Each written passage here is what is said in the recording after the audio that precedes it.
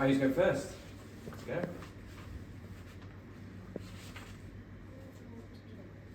You just ask me a question, is that right? Yeah?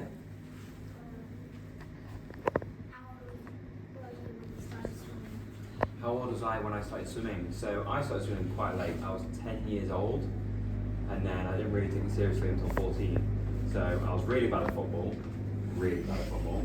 I was also really bad at gymnastics, and then I actually really liked swimming because I liked winning, and if I got there first in the pool, I really, really like that, and I still like that now. So very late into the sport, but didn't mean it, you know, I was going to be any worse. I just applied myself every day and enjoyed it. Any question? What do you eat before a competition? Or if I had a pound every single time anyone asked me that one, it's a very... What I eat before a competition is so specific to where I am in the world. So if I'm in Tokyo, for example, or Budapest, it's going to be very, very different dishes. So I try to keep it as plain as I can, normally rice or pasta with a carb, as a carb, and then a protein such as fish, chicken, beef. But I like to race quite light. I don't like a heavy stomach.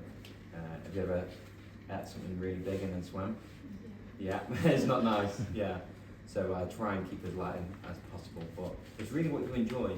But when you go to a big competition, let's say, you know, a championships, once every year, you don't change what you've had just on that day because it's a bigger day.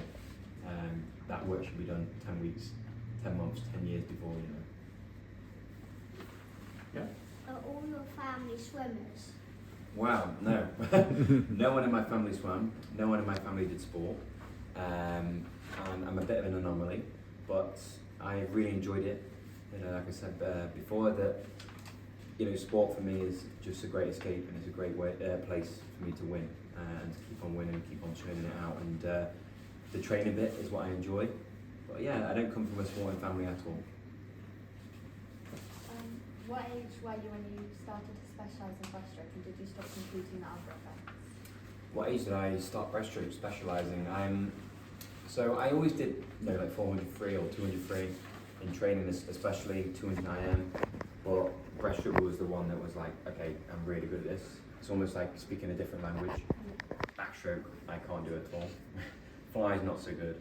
And you know, freestyle's okay. But breaststroke was the one where I was like, I'm actually better than most of these people who have been training for a very long time. And it was just down to the technique. So making sure that the technique was there and I was able to do it. So I'd say I specialised quite early, but I still did other events to not get bored. Yeah. Hold on 1 second, guys. Can you close that door, please? With that big double door on your left, thanks. Doing great, guys. Very good job. If you could turn back time. Hold on, hang on. You guys have asked your questions, so you'll put your bits of paper down so I can see them, or they're not being waved around. Thanks, guys.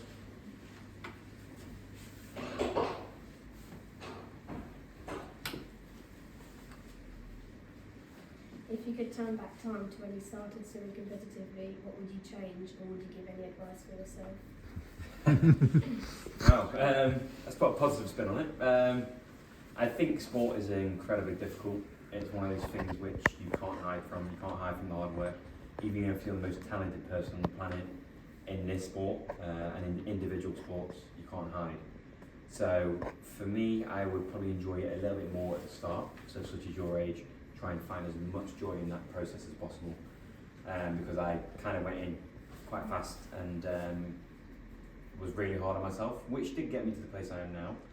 But if I look back and I said to myself, I'd probably enjoy it a little bit more, be a bit more relaxed. But yeah, unfortunately, you know, most of these sports now are just incredibly competitive. More and more people are joining the sport around the world. It's getting faster and faster each year. So you've got to look at ways to go, okay, how can I get better? But how can I have as much joy out of the sport as possible? But for me, I couldn't really change anything apart from finding more joy at an earlier age. What would you have liked to have been if you hadn't become a swimmer? Well, I'd probably be a jacuzzi salesman. I always joke that I'd like to be a pilot. or I'd like to join the one rooms when I was leaving school. I'll probably do something physical because I can't sit down for long. I kind of get jittery. Even now, I'm like, I want to move. But yeah, probably something in the army. Thanks. Do you want to roll through any more questions? I think there's We have a few more another that you round guys that have- you guys Yeah. have prepared. Oh yeah, Yeah. I love it. All right, we're warmed up now. Yeah, still having fun, aren't we? Anyone who wants to go, just go for it. Open floor. You got any more, Deacon? How many times do you train a week?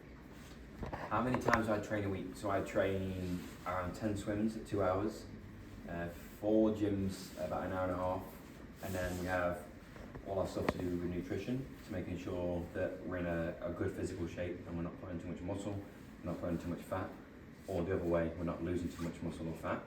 Then we have physiotherapy, psychologists, then we have our own business stuff, we have our own management stuff, so it's very busy. But the sessions roughly take around 25 hours out of your week, but they're really, really hard. So I did one this morning that was very hard, so my days start around 6:30. So yeah. Do you prefer swimming in a pool or the ocean? Oh, definitely a pool. I don't like swimming in the ocean too much. I don't know why. Just because I don't really, I don't know, I'm not scared of seaweed or anything, but I used to be. I'll probably swim in the ocean if it was for charity, but I don't choose to do it. But I've swum in Cornwall a few times. It's pretty good, pretty refreshing. How many hours do you stay in the gym for? So I do about an hour and a half in the gym, but what we do in the gym is not about how much time we spend in the gym, it's what we do in that time that we spend there. So we can go from squats, we could do pull-ups, we can do press-ups, bench. It's very, very physically and mentally demanding. So how do you do it on a Thursday, for example, when you've done 5 sessions at 2 hours swimming beforehand, and you've done another gym before that, 2 gyms, so your body starts to get beat up, and that's how you recover, how you mentally recover as well as much as physically. So it's a lot of time, but that time we do spend is in that high performance zone, which is 100% effort. It's very difficult, but I'm sure you'll get to love it. Quite addictive. Yeah. How old were you when you first qualified for nationals? My first nationals, I think, was at 14 years old. My first national gold wasn't until I was 15, and then 4 years later I broke my first world record. So it doesn't matter if you're not making nationals or not getting national golds or medals, just stay on path, stay on plan, and you never know what's around the corner. Success is, sometimes when people give up, success is just around the corner, and that's the test. You'll be constantly tested in sport to give your absolute best, and they'll constantly test you and break you down. But you have to show a certain amount of resilience. So make sure that it's not just about nationals, it's about, okay, where do I want to be in 3 or 4 years in the sport? Did you ever want to give up swimming? Yes. As I said, when you want to give up a sport, it's because you've been tested and you feel like you're not getting enough out of the sport. And it's the same in life. You put a lot of energy and time and commitment into something, and you feel like you're not getting something out, that you want to give up, because it's our way of our brain protecting itself. So in sport, I've been doing this for 18 years now. It's very, very hard to keep going and find new ways to the same objective, because what broke a world record last time will not be the same formula. So how do you find and navigate that this time? So giving up is, I've numerous times, if not 100 times, I've wanted to give up, but it's those same reasons why I started that have brought me back to it, and I don't want to ever end in a bad place. So if you gave up at something you love, do you love swimming? Yeah. A lot? Yeah. So if you gave it up, I guarantee for the rest of your life, if you weren't happy with that, you'd regret that, and that is the most horrible place you can be, regretting something. So you have control now to really write your own story and find joy in sport, and making sure that you're not going to ever regret it, because that's the one thing that we can all avoid. Thank you. Which member of your team has helped you the most to become who you are now? Wow, the member of my team is probably Mel, my coach. I've been with Mel for 15 years, 14 years. She always has a year on, whatever it is. But yeah, very, very long time. In sport, especially individual sport more than ever, I think loyalty is very important to make sure that you're on the same path, but you'll also go for different challenges and navigating that together. You know, I remember when I was your age, for example, and starting out, and it was incredibly daunting. I didn't even know how to qualify for Olympics or counties or regionals, and you just take each step as it comes. But having a good coach along the way will help you navigate that. Brilliant. You guys happy with that? Do you have any other questions on the sheet that you guys wrote down on the go for? We have a couple more minutes, so if you have any.